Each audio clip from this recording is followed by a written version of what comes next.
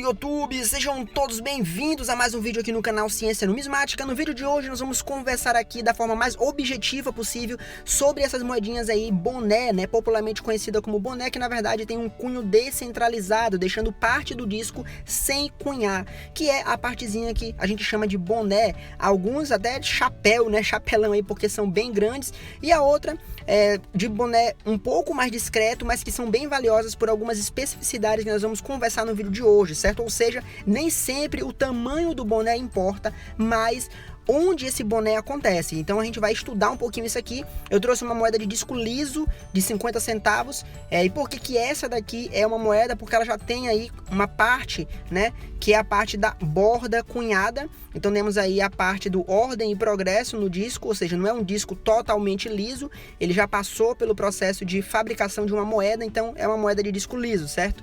Então essa questão do boné ser grande ou pequeno influencia no valor? Sim, mas existem outros aspectos que também devem ser analisados, e é sobre isso que nós vamos conversar no vídeo de hoje. Então, o disco liso é toda moeda, basicamente toda moeda que não seja bimetálica, ela é de um disco único, certo?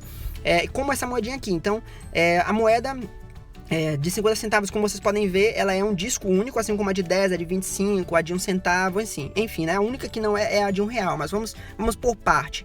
Então, a ideia é que no centro da moeda, aqui no centro, né, no disco inteiro, na verdade, seja batido o cunho, assim, bater o cunho, imagine o cunho como se fosse um carimbo. E aí, se ele não bater no centro, parte do disco vai ficar sem ser carimbado, né, sem ser cunhado. Eu estou usando termos, assim, leigos para que todos possam entender, tá? Então vamos usar termos leigos aqui, porque termos muito técnicos às vezes dificultam o entendimento das pessoas que estão começando agora. Então vamos pegar esse exemplo aqui dessa moedinha de 1 cento de dólar, ou seja, é um tipo de defeito que não acontece só no Brasil, né? Aqui tivemos metade, na verdade mais da metade do disco que não foi cunhado, né? O cunho, ou seja, o carimbo, bateu bem na ponta do disco, fazendo com que parte dela não fosse cunhada, e nesse caso aqui aconteceu até um outro tipo de defeito, que foi o estiramento do disco, certo? O disco ele foi modificado e não somente ficou sem ser cunhado, né? Aqui é uma outra especificidade, além de ser boné, ele ainda tem um outro tipo de defeito, que é o esticamento do disco, ou seja, da liga metálica do disco, mas eu não vou entrar nesse detalhe aqui. Ou seja, essa pecinha ela já tem dois tipos de defeito, o que faz com que ela seja muito mais significativa e mais valiosa. Uma peça dessa aí tá 150 a 200 reais, certo? Então vamos voltar aqui à questão das nossas moedinhas brasileiras. A mesma coisa pode acontecer com elas. Quanto mais fora do centro o cunho bater, maior será o boné, né? Ou seja, a descentralização será maior, gerando aí parte da moeda, parte do disco, na verdade, não cunhada, que é o que nós chamamos de boné. Esse boné aqui é bem significativo, claro que existem outros.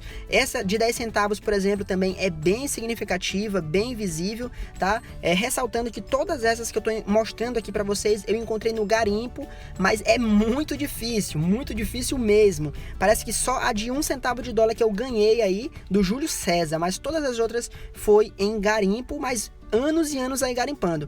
Agora, a moeda de R$1, gente, ela precisa ser avaliada com calma, certo? Existem algumas especificidades nela que devem ser levadas em conta na hora de avaliar um boné nesse tipo de moeda, porque o boné, quando acontece na moeda de R$1, ele traz outros defeitos junto, como por exemplo, a troca do revestimento, ou seja, todo metal, ele tem um revestimento, como no anel, nós temos um revestimento de bronze, certo?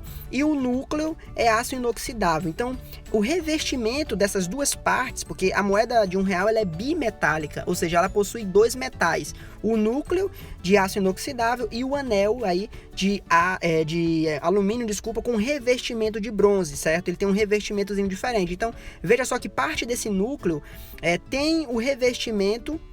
Aliás, parte do anel, tem aí o revestimento do núcleo e vice-versa, né? Parte do núcleo também tem o revestimento do anel.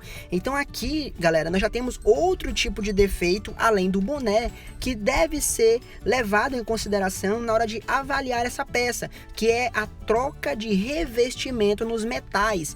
Vocês observam que isso é um outro tipo de defeito e um tipo de defeito bem difícil também de ser encontrado. E esse aqui acontece acontece por causa da descentralização do cunho, perfeito? Então, as moedas bimetálicas, no caso, as nossas moedinhas de R$1, que proveniente aí do boné, ou seja, do cunho descentralizado, elas trazem outro tipo de defeito que muitas vezes não são levados em consideração numa análise numismática, né? Na análise de uma pessoa que estuda moedas. E isso é uma pena, né? Como vocês podem ver aqui também, nessa parte do anel, além, né, do boné, nós tivemos também um estiramento do anel, ou seja, a liga metálica do anel, ela também é modificada, ela tem um relevo, ela aumenta, ou em outras palavras mais leigas, o núcleo bateu fora do centro, entortando o anel, a ponta do anel para cima. Então nós temos um estiramento da liga metálica do anel, ou seja,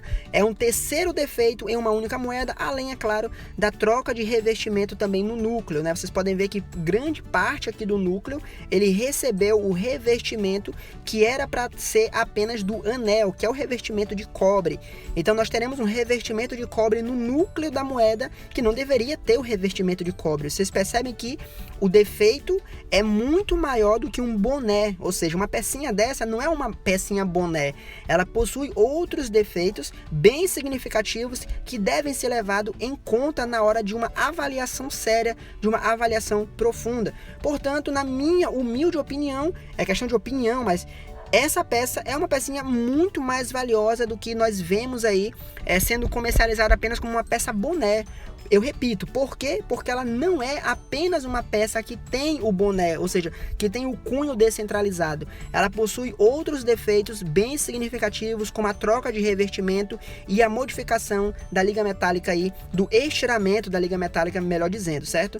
Então, eu trouxe a moedinha disco liso para vocês poderem entender como funciona a questão da cunhagem, né? Ou seja, o carimbo que bate naquele disco liso.